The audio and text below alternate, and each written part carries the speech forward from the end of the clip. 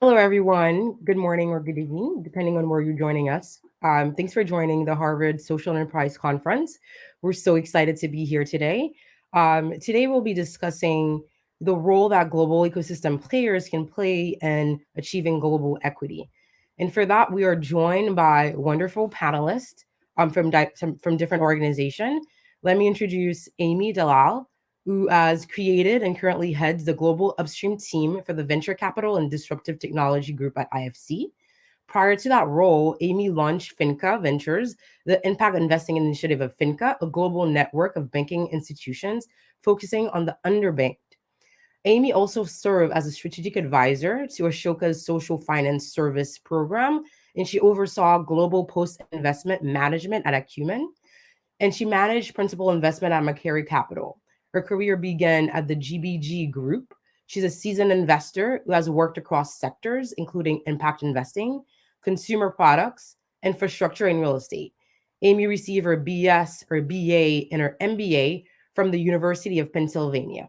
We're excited to have Amy on the show. We also are joined by Grace, who is the chief of staff at Dahlberg Advisors, a strategic and policy advisory firm that works with communities, governments, and organizations to build a more inclusive and sustainable world. She supports Dahlberg's global management team in setting and executing on the firm's strategy. Prior to this role, she worked as a project manager at Dahlberg, where she conducted extensive project works across the agriculture, energy, financial inclusion sectors in Africa. She has worked with multiple social enterprises serving smallholder farmers by providing end to end service delivery, as well as those promoting access to clean energy and low income households in Africa. She holds a BA in economics from Harvard University. Last but not least is Natasha Sinderji. She's a global health lead for Accenture Development Partnership, which is an innovative business unit at Accenture that works to address the world's social, economic, environmental issues. She also co leads Accenture's Health Equity Center of Excellence. Natasha has about 15 years of experience advising multinational companies, NGOs, donors, multilateral agencies, and social business model design, digital health, and cross sector partnership. She has worked with leading global health actors to design patient centric solutions, supported 30 plus inclusive business model and LMICs, and advised policymakers on the regulation and investment needed to create robust digital ecosystem. She has written multiple articles and reports on the future of healthcare in collaboration with DevEx, Broadband, the Commission for Sustainable Development, IFC, Amy's organization, and others. She was named one of the top 50 innovators in 2020 by the World Summit AI community. She holds a bachelor in biomedical engineering from University of Toronto and master's in public policy school from Harvard Kennedy School. We're excited to have all these amazing leaders amongst us today. Obviously, I cannot be like more humble by all these phenomenal women. I'm a first year at Harvard Business School. Prior to that, I worked in finance, primarily in the payment sector. I'm passionate about financial inclusion. I grew up in Port-au-Prince, Haiti, and I've lived in the state for about 10 years. After my time at HBS, I'm pursuing financial inclusion in emerging markets. I'm excited to have everybody with us. And with that, we'll kickstart our panels. And I'll throw out the question to whoever wants to take it for the first one. So, first, I want to understand which role each of your organizations, the IFC, Dahlberg Global Advisors, and Accenture, play in helping to achieve global equity and what that really means for your respective organization and the type of work that you do today. So, I'll leave it up to you. I'm happy to kick us off if that helps. Perhaps I might take a step back and share a little bit more about who is Accenture to put my response into context. So, for those of you who are unfamiliar with Accenture, we are a global management and technology consulting firm operating in 200 cities across 50 countries with a global workforce of almost 700,000 professionals at this point. We work across industries. That includes working with the 89 of the Fortune Global 100 and more than 3/4 of the Fortune Global 500. Now, in the unique group I work within, Accenture Development Partnerships, we also work with the top 20 INGOs, social enterprises, bilateral donors, foundations, and multilaterals. So our breadth and scale is truly one of a kind. We touch everything from an organization's growth strategy to their research and development, to their manufacturing, to their global supply chains, to even their marketing and communications with consumers. And I share that in that it helps to give you an understanding of our scale and breadth, but also the responsibility we have to act in an ethical way and to think about the global consequences of our actions, both intended and unintended. And I'm really proud that Accenture has a culture of equality for all, because we believe that equality drives innovation, both internally and in our work with our clients. And through that scale that I shared, we have the opportunity to affect change greater than our own organization, for our clients, for our people, for our shareholders, and the communities that we work with. So, of course, as a global organization, we have assets and experience and relationships and scale across industries and geographies that can enable us in partnership with our clients to understand and dismantle inequities. And I truly believe that when you're able to tie global equity efforts to the core mission and priorities of private sector companies, like the Fortune 500 companies we work with, that's when you can truly turn the tide and drive change at scale. And this has essentially been our mission at Accenture Development Partnerships for the past 20 years. We look at how we can apply sustainable market-based solutions and innovations to drive global equity change in both high-income countries, but as well as within low and middle-income countries. And our secret sauce is all about how you can think about the unique skills that sit within the private sector to impact those that share our vision for change.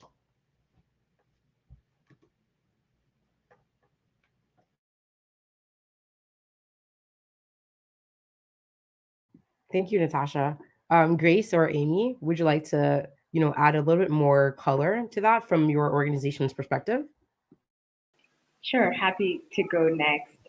Given that I also sort of sit in a consulting firm, and Dahlberg, I know for most people when they hear Dahlberg, they think about our advisory business, but Dahlberg is actually a group of social enterprises that include different capabilities that go beyond just the client advisory part of the business, even though that is the one that has been around longest. So we were founded about 20 years ago.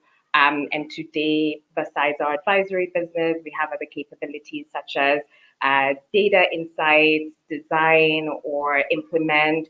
And the reason why I mentioned these other capabilities, I think for us throughout our growth trajectory, just appreciating the value of bringing a diverse set of toolkits to development challenges. So when I think about our design business, which is one of the more exciting sort of approaches I think we have, is the idea of applying human-centered design approaches to building products and program, and really grounded in user centricity. But just to take a step back in terms of our trajectory as Dahlberg, so as I mentioned, we were founded about 20 years ago. And when I think about the idea of promoting global equity, so it is very much rooted in our mission, where we see ourselves as a group of businesses that are looking to build a sustainable and inclusive world. But to bring that into action, we've had a very deliberate growth strategy where 2/3 of our footprint today is actually based in the global south. So most of our offices are in Africa and Asia and some in Latin America. And as we were building this presence, it's also recognizing the value of hiring and nurturing local talent. I think I'm Exhibit A as someone who was sort of born and raised in Kenya, and being able to come back home and continue to work on sort of the issues and challenges back home. And so beyond that, one of the values that we hold as a firm is the idea that we are a locally rooted firm that is globally connected. So appreciating that interconnectedness into global ecosystems and sort of our presence in other markets, but appreciating that we have to ground our solutions and our ideas in an understanding of the local context. So that is something we hold quite dear to what we do on a day-to-day basis, and sort of the types of partnerships we build. I mean, as I said during, or as you mentioned during my introduction, is that we see ourselves as having a responsibility to not just work with clients, but with governments and communities that we serve, and making sure that we're really sort of centering on the voices of the people we're looking to serve.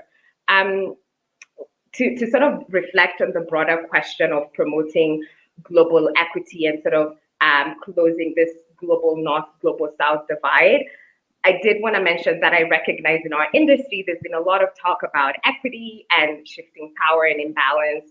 And institutions are sort of, it's a moment of introspection for a lot of institutions to think about, hey, what do we look like? First of all, what does our talent look like? Does it reflect the communities we're serving? But beyond that, even as we're working with our clients, are we really underscoring the importance of building solutions or co-creating solutions with communities, and not just coming in with one size fits all solution and thinking, okay, we're just going to adapt it to the local context and it works. So yeah, when I think about our time, my time at Dalberg and sort of what we do, it's really centering on those ideas, and sort of happy to expound more on that. Back to you, Stephanie. That's great. Thanks for sharing. Last but not least, Amy. Of course. Thanks, Stephanie. Thanks, Grace and Natasha. And I've had the pleasure at IFC of working with both Dalberg and Accenture. So it's nice to be in the company of good colleagues. So I sit at the International Finance Corporation, which is one of the 5 institutions that makes up the World Bank Group. The World Bank Group has the mission to end extreme poverty as well as promote shared prosperity. So IFC is the arm that focuses on private sector investment. And within that group, I sit in something called Upstream, which is a new initiative that was launched in the last 5 years to really be more deliberate in entering the markets that have been traditionally very difficult for us, and doing that in a way that that encourages partnership with government to undertake reforms to unlock private sector investment. I think, as we've all observed, that the COVID pandemic has not only been devastating globally, but has been particularly devastating in emerging markets and reversed promising trends in development. And so for us, what started as something that was a priority, of course, when we initially launched it, has become even more urgent today. The way that we work through Upstream is we have three functions. One is creating markets, so working with government and regulators to unlock policy dialogue. And what that really means, particularly, I think one of the themes that Stephanie had talked to me about was technology. How is technology and globalization changing how markets are moving? How is it creating or hopefully alleviating inequity, right? And one of the things that we need to think about is as you know, more of a technology-enabled economy is delivered in our markets, there's a lot of questions that are still unanswered, right? In the U.S. and Europe just talked about what we're thinking about in terms of data privacy. These are questions that emerging markets regulators are also thinking about. What do they do with cloud centers, right? How does that? Where does that? Should that data be localized? And so making sure that we're working with them in order to create the enabling policy and regulations that will not inhibit investment, as technology has the opportunity to hopefully accelerate the positive elements of development. And just an example of like something that I'm really interested in and excited about as part of the work that we're doing is around digital ID. And so we see a lot, we're working with a lot of governments through the World Bank in order to create digital ID. But as we've seen in Europe, you can actually use digital ID to do KYC for small businesses. If you can start really kind of creating that capacity and capability as digital IDs for individuals are rolled out, thinking about how they apply to SMEs, just think about what that could do for trade finance. And so like it's that kind of partnership, it's thinking innovatively. That's something that I'm very excited about. I think IFC is, I always, like when I first joined, World Bank stands for the International Bank for Reconstruction and Development, right? It was started to rebuild from World War II. We are at a place where we need to think very differently in some ways around what development means. It's not about reconstruction. It's really about meeting an economy that none of us have a sense entirely of where it's going. And how do we make sure that the Global South is there to meet it? Yeah. Absolutely. And Amy, you like created the perfect transition to go into the next question with, what the role that the global system ecosystem played in the past, and, what has worked in the past and what does not.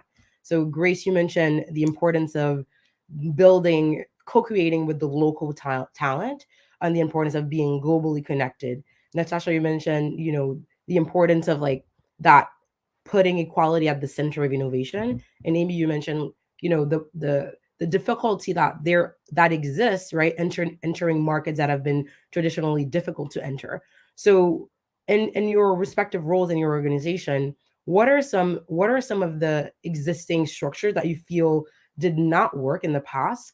And what assumption may need to be revisited as we think about, the future, especially after the COVID-19 crisis. To your point, it has exacerbated the gap between the global north and global south. So what are assumptions may need to be revisited today in 2022?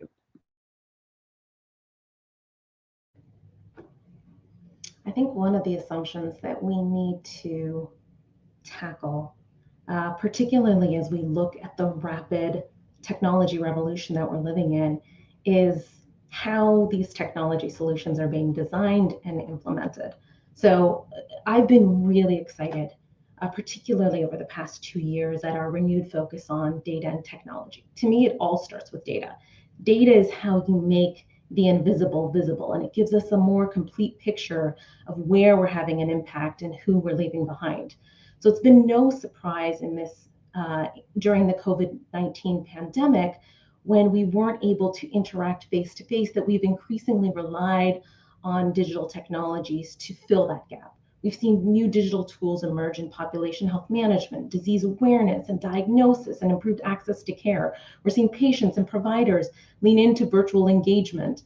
We've seen the growth rate of the global telemedicine market for 2019 to 2025 change from 14.5% to now 21.8%.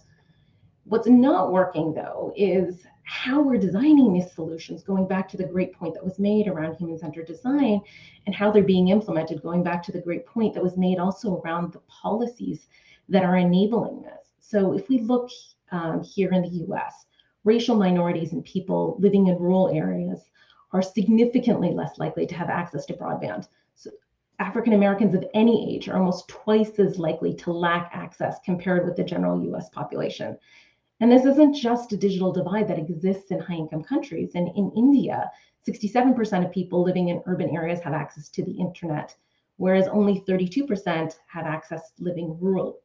And the stats only become worse when we look at various countries across sub-Saharan Africa. This digital divide exists everywhere. And I think one of the assumptions we make is that with so many of the digital solutions that we're developing, that they're going to benefit all, and they're going to help us to overcome so many of the access barriers that we know have existed and plagued populations for years, but we're not necessarily approaching them in the most effective way.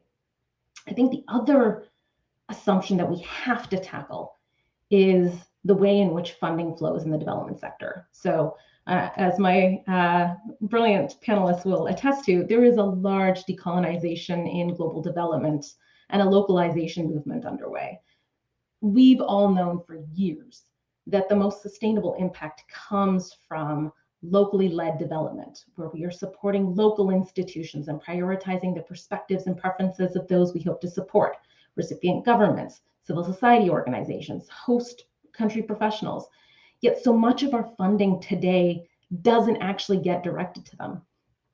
Samantha Powers, our administrator for USAID and a former Harvard professor, talked about this when she came on board to lead USAID. And her intentions were quite noble. She wanted to at least shift 25% of funding towards localization and local organizations, and 50% to include local voices. But we are so far away from that point today. And in my opinion, we need to be a lot bolder in our ambitions. Thanks for that. I think just to add on to what Natasha has said, in addition to seeing a shift in how institutions are thinking about funding, we've also started to see a new crop of philanthropists, which is very exciting.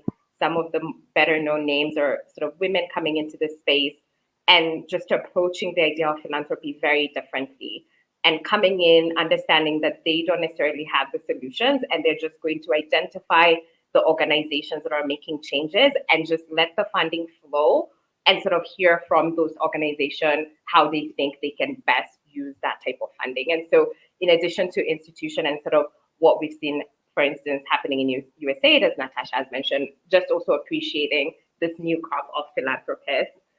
And also just different types of ideas and approaches, which granted they're still being tested and the impact is still being measured. But when you think about an organization such as Give Directly and what they're doing in some of these markets, and I can speak to Kenya specifically because they have a program here, which is this idea of promoting a universal basic income, right? And it sort of challenges the very paternalistic approaches that we've had in the sector and really sort of trusting that the people you're working with or the people you're looking to serve also have ideas of sort of what approaches would work. And we started to see very promising impact from sort of health and food security from such approaches. One thing I did want to underscore though, and I know it's increasingly coming into the vocabulary that we use, is this idea of applying an intersectionality lens to what we do. So both from understanding the problem, but also in the solutions that you end up coming up with. And so I think from a gender lens perspective, we've started to see like really great momentum where folks are highlighting sort of how problems affect women differently. But the reason why I brought up the term intersectionality is that we need to go beyond that. We need to go beyond just looking at sort of the gender imbalance, because there's so many other different types of imbalances that exist and so many other different ways that people experience problems. So whether it's from a disability perspective or the rural-urban divide that Natasha earlier mentioned, or from your sort of sexual orientation, some of the sort of programs that we try to design around public health don't take into account some of the unique issues that different communities and individuals face. And so we at Dalberg, we sort of started to think about, okay, when we're starting a project or starting to work with a client or a community, let's start off by first of all, even acknowledging that the way different people experience the problem could be different. Let's make sure that the stakeholders we're speaking to, the people we're interviewing, sort of embody that diversity. And pushing for, when I talk about data, for instance, it's the idea of always pushing for gender disaggregated data and approaches such as those. And just to kind of underscore or tie this back to the pandemic and sort of how we've seen countries respond, I think what's really exciting is when you reflect on how some African countries, for instance, have responded quite successfully to the pandemic and the approaches they've sort of brought in. And in a way, they've brought in lessons that, for instance, might have come from prior pandemics, or they've been able to respond quite effectively, even more effectively, you might argue, from some countries in the global north. And really being able to acknowledge that and examine that and say, what can we learn here? And really question that assumption that there's always a one-size-fits-all solution, and it just needs to be adapted to different contexts. If you don't mind me piggybacking off of that intersectionality point, because I think it's a really great point, I want to expand it to the way in which we tackle development and the siloed approaches we take. And in my opinion, one of the assumptions that we need to overcome as we look to the future. If we think about the past 20 years and the setup of different organizations like the Global Fund that has a strategic focus on HIV, TB, malaria, or UNAIDS with that strategic focus on HIV, the examples are endless here. That's allowed us to make incredible progress. And I do not want to discount the progress that those organizations have made. However, as we look to the future, I don't think we can operate in the siloed ways that we have if we really hope to reach those that we are leaving behind and overcome the systemic issues that we see us ahead. In the global health sector, I mentioned, like, we work in HIV, very separate from maternal, newborn, child, adolescent health, very separate from the work we do in NCDs, like cancer, diabetes, cardiovascular disease. In the end, we are just humans, and we have a multitude of challenges and don't just present as one disease. I also think about the siloed ways in which we work across the development sector. Global health operates in a silo from education, which operates in a silo from livelihoods, which operates in a silo from financial inclusion and agriculture. Yet so many of our efforts and impacts are interrelated. And so many of the areas I just mentioned are social determinants of health, and they determine upwards of 80% of health outcomes. We've known this for decades, yet we continue to operate largely independently. Then there's even the siloed approaches we take often to human health and animal health and planetary health. And the pandemic has shown us just how foolish that is, because it's zoonotic spillover that was responsible for the current COVID-19 pandemic. So it's more important than ever, to facilitate a more integrated approach to how we tackle global challenges and bring together different parts of development that have often operated in silos to date. That is such an excellent point, and I'm actually curious. Like, this sparked an interest for me to understand whether or not in your respective organization you're starting to think about problems that were probably once viewed as siloed, in a very integrated way. And I also, like, coming from Haiti, an emerging country, I understand how hard it is to sometimes bridge the gap or link problems that could be very siloed. So I'm curious to know. This is a little bit cold calling here, like we do on campus. Have your organization started to think about this or implemented solutions that look a little bit more like when Natasha described? Stephanie, I'm happy to answer that. That it's as if Natasha has been a fly on the walls of our organization. Very prescient. That's exactly the approach that we're trying to take, is to realize, like, she's talked about those examples in health, but if I can expand that lens, but without losing that philosophical point of breaking down silos. I mean, if you look in Africa, telecommunications in some ways is dependent on connecting that to financial services, because that's what drives the volume and the demand for data. And so we don't see, like, the team that is focused on telecommunications is working hand in hand with the team that is focused on mobile money and then banking. And that team is absolutely connected to the teams that are working in digital platforms, because if you can connect the value chains through digital platforms, you can connect that to banking, and the underpinning infrastructure to that is the telecommunications. And so that is exactly, I think, the ethos of our new work, and doing that, but not only within IFC, but also with the World Bank, because again, then now you're thinking up to Natasha's points on silos. I mean, you're really thinking about, you've got the folks that are regulating infrastructure have to be talking to the folks that are regulating banking, that are talking to the folks that are regulating, new businesses, and commerce. And then, and then that conversation has to happen in a Pan-African way, right? And so what we've learned is that that we've got to do a better job of talking to each other, so that when we're talking to governments, that sense of the cross functionality comes through. So it's very much a component of what we do. Point one, we see. One second. Stephanie, I'm going to pass this right back to you. Absolutely. I don't know if Grace, you want to jump into, but that's fairly common, especially in a virtual world. So totally fine. I think about the point of interconnectedness, and there was another question here around, like, who's responsible for sort of fixing some of the inequality we see. And my first reaction or response was the idea that it always has to be a multi-stakeholder approach. And it doesn't mean that by bringing together governments and private companies and sort of philanthropic actors that then we're sort of losing the value or the niche that they occupy in the ecosystem. It's just that you're allowing them to speak and co-create solutions together.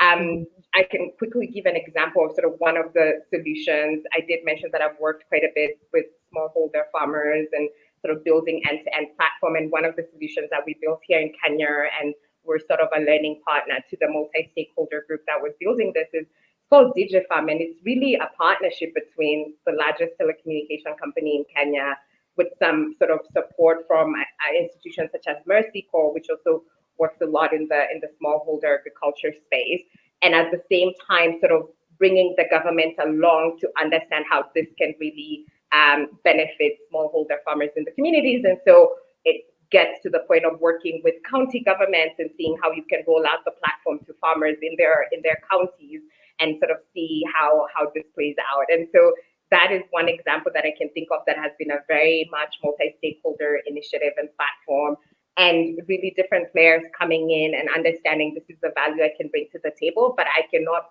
fully build this out without input from other actors who have sort of a different point of view.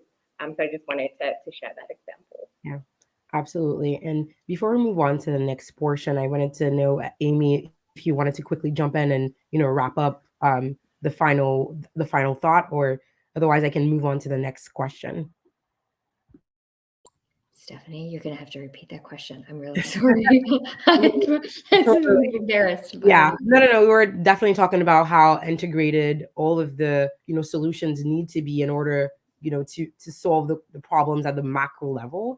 But I think all of you have captured that quite beautifully. But I want to move on to sector specific questions now. Yeah. Particularly how it affects the global north and global south differently. So then, coming out of the COVID-19 crisis, a lot of you have shared thoughts on how things have evolved, what assumptions needed to be changed. So I want to start with first, like maybe Natasha can tell us, maybe in the global health perspective, right? And from the global health perspective, obviously with vaccine scarcity, resistance to vaccine, what are the things that Accenture or your organization have worked to do to like level the playing field between distribution in the north versus access to that in the south, right? For example, in the global south, or the challenges that have arise like related to like global health access. And Grace, you mentioned that your work with the smallholder farmers. Agriculture is such a sector that may like that have a lot of contention, right? I think I remember in one of our cases at HBS, we're reviewing a case where like um, local talent sometimes are not looking forward to working agriculture. What are the perception shift or change that needs to happen in order to increase active participation in agriculture as a sector, to make it seem like a viable talent or a viable resource that can help local communities achieve equity, for example, in their local communities. So I'll start with that, and I'll go back to the IFC and the private sector perspective. So maybe Amy can tell us a little bit more about how technology has helped with achieving financial inclusion, especially with you mentioned there was some work with digital identity, and I know that that's an issue that's very pressing, especially in emerging markets where people don't have digital identity, so they're not able to either access funds like when aid is being distributed, or do not have access to a bank account because maybe they don't. There's like a lot of efforts that have been made in this area. So I'll kick it off with Natasha. Maybe you can provide some context and some color in the global sector. Yeah, I'm happy to talk about some of the efforts that Accenture has made to address health inequities. And one of the most recent evolutions in our thinking was to set up Accenture's Health Equity Center of Excellence. So this is a center that is dedicated to the inclusive, just distribution of resources and opportunities needed to achieve peace of mind and improved health outcomes for all. It is a center that I have the great privilege to co-lead. It's a really fascinating time to be working in health equity. Our health ecosystems and so many of the organizations working in the healthcare sector are going through a period of rapid and significant change. We're seeing significant corporate investment in health equity, from life sciences companies to financial institutions to consumer good companies, with billions committed in the face of COVID-19, the surging social justice movements, and the economic fallout of these overlapping crises. So 78% of pharma companies have set goals and are tracking efforts around health equity. The top 10 pharma have collectively invested over 600 million since the pandemic in health equity. And social enterprises are beginning to act as well, with over 1.9 billion invested in digital health startups focused on access and quality.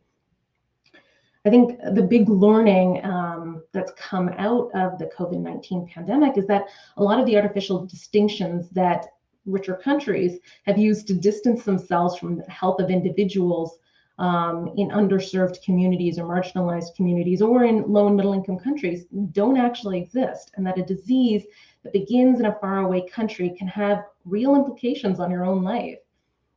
And this is leading to a longer term shift in the way people think about health and the recognition that investments in collective action towards equity and improving health in low income countries is an investment that reaps rewards for all. And it's really driving a transformation in health equity, though, of course, we still have a very long way to go. Thanks for that. Okay, Grace, okay for you to jump in? I'm happy to respond, but there was a question directed to Amy. I'm not sure if she wanted to come in. Okay, cool. So to add to what Natasha has said, I think from my point of view, one of the most important things to sort of address this question of global inequity is representation and having the voices at the table. And one perfect example of this was during sort of at the onset of the pandemic. There were a lot of webinars that were happening. Like everyone was just trying to understand, what is this? How are we going to respond as an organization? How should governments respond?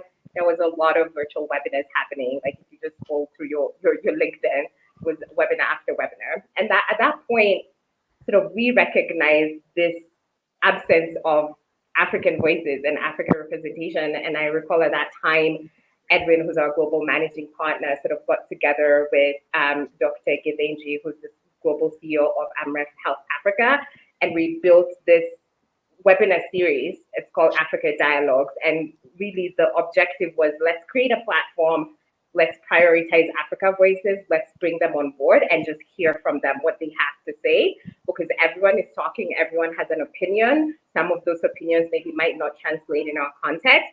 Therefore, let's create a platform where we essentially prioritize Africa voices and to hear from them.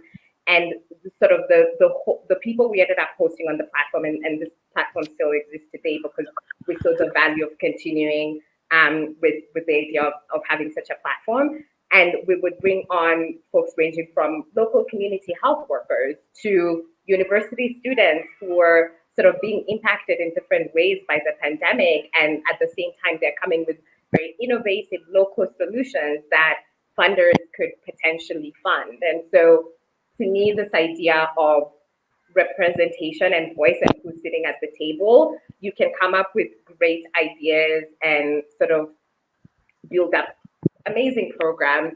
But if they're not rooted in, we also included the people who were designing this program to or for, I think you're missing something. Yeah, that's an excellent point. And to wrap up, I'm gonna go to Amy and ask maybe in her, at the IFC and particularly with the technology perspective and how as some of the initiatives aided in either achieving financial inclusion at the global scale or reducing the gap that exists with people who have issues with digital identity or not being able to participate in their formal economies. I wonder how that's working in your organization. Yeah, thanks, Stephanie. So I'm going to answer. I would actually pick up on something that both Grace and Natasha talked about, and then I'll answer that question, keeping in mind that we've got to wrap up for questions from the audience. So what I think I heard both of you say is how do you get local voices and getting that representation. I think that's in a per se way, but it's also in terms of business models and like what are business models that make sense in those markets. If you think about again, like to take a very simplistic history, right? Like the way we built roads and airports and banks in the global north is how we encourage the development of roads and banks and airports in other markets, right? That was like phase one of development. The way we're seeing kind of things in education manifest, what we're seeing in the way access to finance is manifesting, these are local solutions developed by local entrepreneurs that are getting financed by IFC equity or IFC fund-backed equity, and that's really exciting, right? Like, so for instance, we invested in an online education company in India called Bijou, and my nephew, who you saw just walk by a second ago, was using Epic for the first 2 years of the pandemic as a 4 and 5-year-old. Bijou's bought Epic, right? And so like seeing that kind of M&A is really interesting to me. What's been really I think something I've been in now in impact investing and development for 10 years. Trade finance and financing for SMEs has been something that has been incredibly difficult. And as much as we encourage and incentivize banks, local banks, to do it through creating different kinds of risk management tools, risk mitigation tools, we haven't been able to really crack that. I think it's like a $5 trillion gap. It's substantial. Substantial is probably, it's too small of a word for that, right? But what we're seeing is that digital platforms that are trying to connect, sari shops or bodegas or whatever, that local mom and pop shop to better procurement, to better data management, to reflect on something Natasha said earlier, is now creating an opportunity. They're like, wait a minute, why is that store only buying XYZ? I can actually help it buy triple that, because it could sell that if it could actually have access to that financing. And so that financing is now getting embedded into these trade platforms. And now banking is being provided in these ways. And for us, our role in these kinds of cases is to make sure that then the regulatory environments, right, working with the World Bank and others, meets the market where it is. And so it's not only making sure that the voices are there, but that we're backing these kinds of solutions that not only have domestic potential, but that have global insight. I think I'll finish by saying, just picking up on something Natasha was talking about on health. Like, I think in the last couple of years, we've seen the CVSs in the United States and stuff start offering diagnostics and like more healthcare. We've been seeing that in pharmacies, for like at least 5 years, right? Like, pharmacies are the first point of care, and that has been true in developing countries for a really long time. And so we're using technology, working with those pharmacies to make sure that they can do that better, and more robustly, as well as in a more diversified and more technically capable way than in the past. So I'll pause there. For me, technology has been a way for entrepreneurs in these markets to demonstrate their ability to serve their markets, and our role as capital allocators is to support that and then drive those insights globally. Yeah, absolutely. I didn't answer your ID question. I'm sorry. We can pick that up, but I wanted to. I felt like. Yeah, absolutely. I think we have some time for Q&A, and we can revert to that as well. I do see a question here, from the audience that says, recognizing that this conversation and such organization exist within the global elite, how can we do a better job at building community relationships? And I would ask maybe Grace to touch up a little bit upon this, because I think in the beginning you talked about this, especially with the idea of like building local talent. Will there be a point in time where you think the global south could be even more involved in designing the solutions or leading some of the efforts that pertain to their respective communities, as opposed to, as we've seen in the past, mostly like the global north setting the agenda for what needs to happen in the global south? Yeah, I'm going to keep this brief because I know we're running out of time. And I'll say, first and foremost, is we need to acknowledge that we don't know what we don't know, and that we all have blind spots. And by first acknowledging that, it really allows you to expound sort of who you think can come up with an idea or a solution. And also to just acknowledge that even in the organizations that we work in, they're not perfect, and that there's an extent to which it's still elite voices that like you're more likely to, it's sort of that kind of talent you're more likely to tap into or to reach. But setting deliberate goals and saying, for instance, we are going to recruit from local universities, we're going to recruit local talent, not people who've sort of been educated, that they could be from the community, but they've been educated in the global north, and sort of maybe even their approach and the way their perspectives are still very much rooted in the global north. And so making targets and acknowledging that you don't know what you don't know. And so approaching things with a sense of humility, and also recognizing that it's not just about others, but it's also in the institutions that you're working in that need that kind of transformation. Thank you. Natasha or Amy, do you have a quick thought to add? That? Well, I wasn't going to actually dig into the community relationship point, but I wanted to dig into the global elite point because I think it's a really great call out. And I want to elevate the importance of the global elite in two things. One, in being humble and listening more to the great points that Grace made, that we don't know what we don't know, and by listening more and being humble as we come into these conversations, we can likely drive greater change that's more in alignment with local community needs and wants. The second thing is that the global elite I've seen evolve, and they are recognizing that they have been driving a different kind of colonialization through the ways in which they've been funding. And so more and more you've seen donors come together and develop principles around donor development, or principles around global health, digital health. And all of it focuses on channeling their funding to local government priorities, strengthening the capacity of local governments to better understand local needs, and then channeling that funding to those priorities. That's the way in which I see the global elite evolving, and then playing a critical role in ensuring that, in addition to building community relationships through the right types of engagement models and such, we're using our power and our influence and our resources to direct towards the things that are actually going to drive the most meaningful change for people on the ground. Wow. Thanks for that. This was amazing. So we have time for one more question, and I feel like that may be more related to Amy's work. And so I'll address it to you. It seems that global financing is shifting towards more co-financing and domestic resource mobilization. What are some risks around this approach? I'm not sure if Amy would be able to take on this one. Well, it sounds like the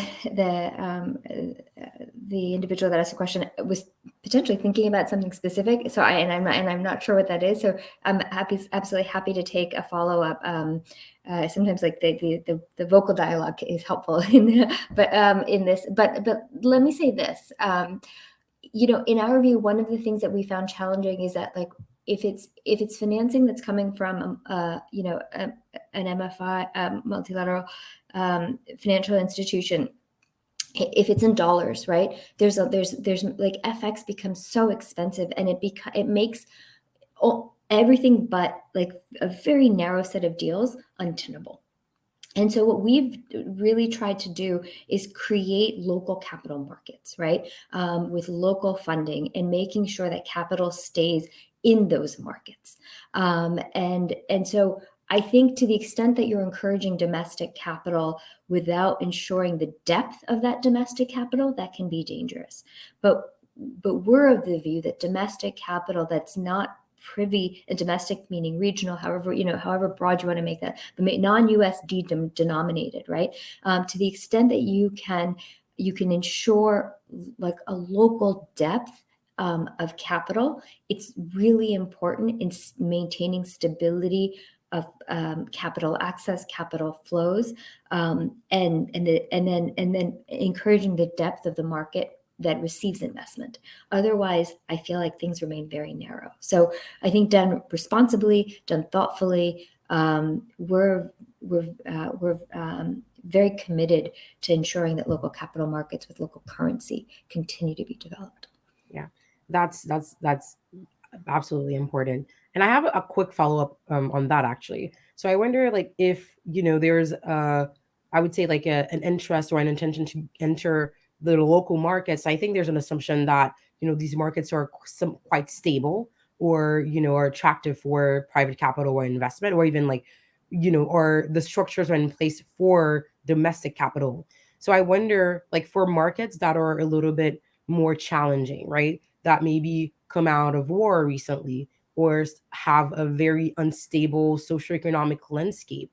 What is the organization's approach thinking about these markets? Are they really put on the back burner, or is there a specific strategy that's designed specifically for them to say, this place is really hard. This country, has its challenges. How do we go into these markets? Yeah.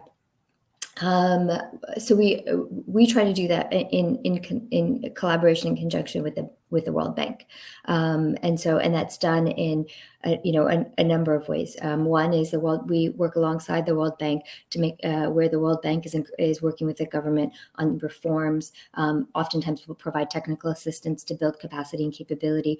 We'll use what's called IDA funding in order to provide highly concessionary capital that can be used in any number of ways to help de-risk. So we also are now building a blended finance capability, learning from I think others in the field to be able to make sure that we can layer our the capital stack not only with equity and debt, which has been our traditional approach, but now it's blended finance. Equity and debt, and so we are incredibly committed, and our shareholders have made it our mandate to really focus on what we call the fragile and conflicted states, and those that are in need for most development, and we're expanding our toolkit of products, and that involves through collaboration as well as different financial products such as blended finance to do that. So very good question, Stephanie. It's our job. I mean, we have to do like if we're not doing that, then what are we doing? Well, thank you so much. We're coming to the end of our panel. It's been a pleasure just chatting with you and hearing your perspective. It's been quite enlightening, and I'm sure that our audience can see the same. We're going to move quickly into the keynote speaker at 11:15, but I wanted to just thank Amy, Grace, and Natasha for their wonderful contributions, not only to this panel, but also to the world. I think you guys are literally in the arena, driving change and helping us reach a state of global equity. I think sometimes it can be a little bit, people can have a pessimistic view, thinking that like things are not moving as fast, or as like like the change is not as tangible as we would like to see it. But I think having this panel is kind of refreshing for me, and I'm sure for attendees as well, knowing that a lot of our leaders are thinking actively and acting on these matters. So thank you again for joining us, and have a great remainder of your day or night, for those of us in Kenya. Thanks again so much. I'm grateful for all of you. Likewise, Stephanie.